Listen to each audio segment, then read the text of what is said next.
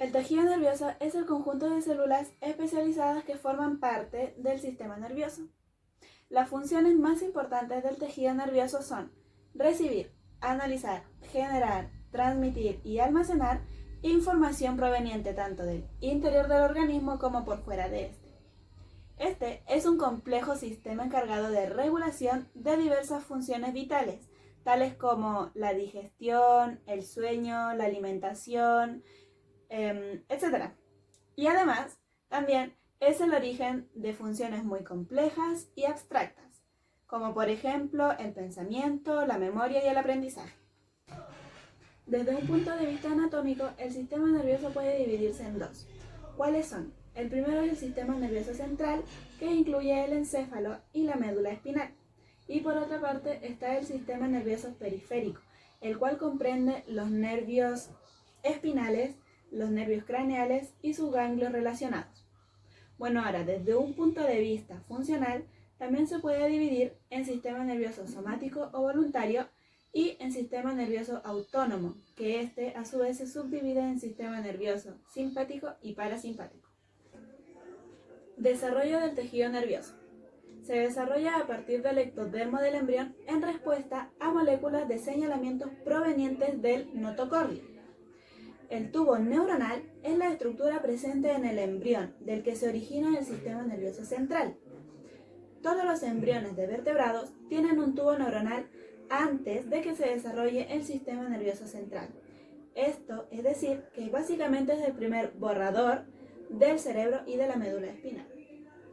Bueno, ahora vamos con la composición del tejido nervioso. El tejido nervioso está constituido por dos tipos de células, que son, la primera es las neuronas. Su función está basada en el desarrollo de dos propiedades, que son la excitabilidad y la conductividad. Las neuronas son las encargadas de recibir estímulos del medio, transformarlos e integrarlos, así como transmitir los impulsos, integradores cognitivos y motores del sistema nervioso. Ahora la segunda célula son las células de glía o también llamadas neuroglías, encargadas de desempeñar diversas funciones, como de soporte, de defensa, mielinización, nutrición a las neuronas, regulación de la composición del microambiente, protección, formar parte de la barrera hematoencefálica, revestimiento, formación del líquido cefalorraquídeo, etc. Ahora nos vamos a los componentes del citoesqueleto, que se dividen primeramente en las neurofibrillas, que son delicadas fibrillas entrelazadas formadas por la reunión de neurotúbulos y neurofilamentos, que viajan a través del citoplasma del cuerpo de una neurona y se extienden desde una dendrita hacia otra o hacia el axón. Ahora, ¿qué son las dendritas? Las dendritas son parte de las neuronas que se encuentran repartidas por todo el cuerpo, es decir, las podemos encontrar tanto en el cerebro y la médula espinal como aquellas que están en los ganglios, los órganos internos, los músculos, etc. En concreto, las dendritas son pequeñas ramificaciones que salen del cuerpo celular. Estas, en comparación con el axón, suelen ser más cortas y finas, de tal manera que terminan más cerca del cuerpo celular. Ahora nos iremos con la definición del axón. Un axón neuronal es una especie de manga o brazo que sale desde el centro de la neurona y va hasta un lugar alejado de este. La forma de esta pequeña estructura nos da una pista sobre cuál va a ser su función, que es básicamente que el papel de los axones es el de hacer que las señales eléctricas que viajan a través de las neuronas vayan a parar a otra parte del mismo organismo. Clasificación de las células de acuerdo a su función. Se encargan de llevar o transmitir información desde cualquier lugar hacia el sistema nervioso central. Ahora nos vamos a las neuronas motoras, o también eferentes. Bueno, estas surgen en el sistema nervioso central, conducen impulsos, músculos, glándulas y otras neuronas.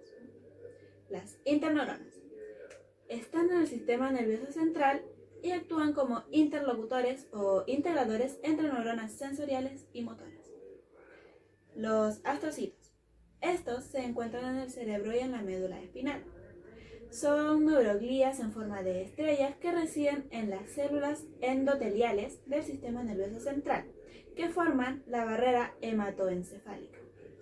Esta barrera restringe qué sustancias puedan ingresar al cerebro. Los astrocitos protoplasmáticos se encuentran en la sustancia gris del cerebro, mientras que los astrocitos fibrosos se encuentran en la sustancia blanca del cerebro. Ahora nos vamos a los oligodendrocitos. Estos actúan en el aislamiento eléctrico y la producción de mielina en el sistema nervioso central. Es la elaboración y conservación de mielina, que además también puede envolver varios axones. Células microgliales. Pertenecen al sistema nervioso central. Son pequeñas, su citoplasma es escaso, el núcleo oval a triangular, sus prolongaciones son irregulares y cortas. Estos son como fagocitos que eliminan desechos y estructuras dañadas del sistema nervioso central. Células ependimarias. Son células de forma cilíndrica a cuboide que recubren el ventrículo del cerebro y el conducto central de la médula espinal. Células de Schwann. Las células de Schwann, actualmente conocidas como neurolemocitos, son células gliales que se encuentran en el sistema nervioso periférico que acompañan a las neuronas durante su crecimiento y desarrollo de su función. Generación y conducción de impulsos nerviosos. Y por último, los impulsos nerviosos que generan en la zona desencadenante de espiga de la neurona y se conducen a lo largo del axón hasta su terminal. Sinapsis. Las sinapsis son los sitios de transmisiones de impulsos entre células presinápticas y postsinápticas. Pueden transmitirse en forma eléctrica o química. Una sinapsis eléctrica es una sinapsis en la que la transmisión entre la primera neurona y la segunda neurona no se produce por la secreción de un neurotransmisor, como sucede en la sinapsis química, sino que por el paso de iones de una célula a través de uniones GAP. Ahora nos vamos a los neurotransmisores. Los neurotransmisores son sustancias químicas que se encargan de la transmisión de las señales entre una neurona hasta llegar a la siguiente a través de la sinapsis. También se encuentran en la terminal axónica de las neuronas motoras, donde estimulan las fibras musculares para contraerlas. Los nervios periféricos. Los nervios periféricos son aquellos que se encuentran fuera del cerebro y de la médula espinal. Los nervios somáticos. El sistema nervioso somático abarca toda la estructura del sistema nervioso periférico encargado de conducir información sensitiva y de llevar información al control motor a los músculos esqueléticos. El sistema nervioso autónomo es la parte del sistema nervioso que inerva los órganos internos, incluidos los vasos sanguíneos, el estómago, los intestinos, la vejiga, las pupilas, el corazón, las glándulas sudoríparas, bueno, en fin, etc. Pasando a otro tema, ahora hablaremos sobre los ganglios, que son dos. Son los sensoriales y los autónomos. Primeramente hablaremos sobre los ganglios sensoriales, que estos alojan cuerpos celulares de neuronas sensoriales. Por otra parte, los ganglios autónomos alojan cuerpos celulares de nervios autónomos postganglionales. Bueno, ahora seguimos con el sistema nervioso central, que está integrado por el encéfalo y la médula espinal. Además, está protegido por un conjunto de membranas, llamadas meninges, y el líquido cefalorraquídeo.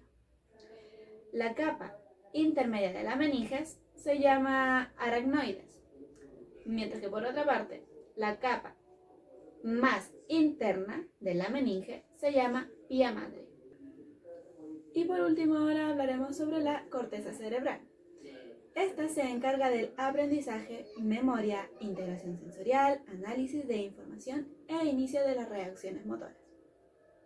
La corteza cerebral se divide en 6 capas, que son la capa molecular, la capa granulosa externa, la capa piramidal externa, la capa granulosa interna, la capa piramidal interna y la capa multiforme.